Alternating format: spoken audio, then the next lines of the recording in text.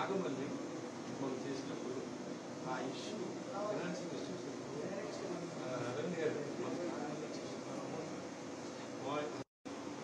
అరణ్ గారు సపోర్ట్ చేసుకుని నేను అరణ్ గారి దగ్గర అక్కడి నుంచి నాకు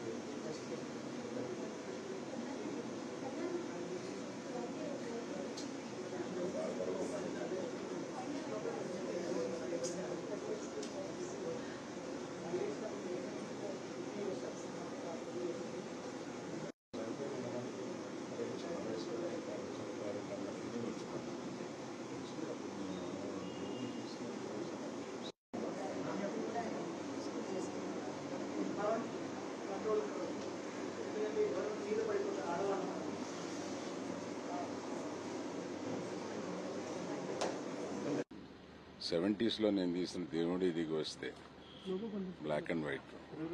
ఆ రోజు నుంచి నాకు వారితో పరిచయం, ఆ తర్వాత అది స్నేహంగా మారింది. మేము సినిమాకి సంబంధం లేకుండా కలుసుకుని సరదాగా మాట్లాడుకుంటూ మంచి స్నేహితులుగా చాలా ప్రయాణం చేశాం.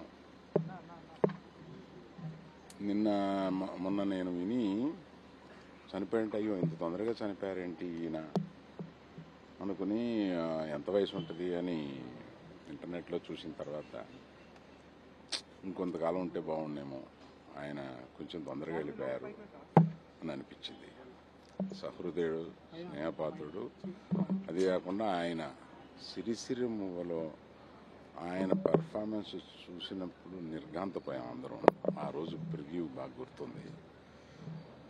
అటువంటి యాక్టరు ఇక లేడు అని అనిపించే అంతగా ఆయన చేశారు. ఆ తర్వాత ప్రొడ్యూసర్స్ మనిషి ఆయన. ఏ ఇబ్బంది లేకుండా ప్రొడ్యూసర్స్కి టైంకి ఎటువంటి చిన్న ఇది కూడా లేకుండా ఆయన కోఆపరేట్ చేసేవారు. Is a producers hero and actor. So we last a great actor.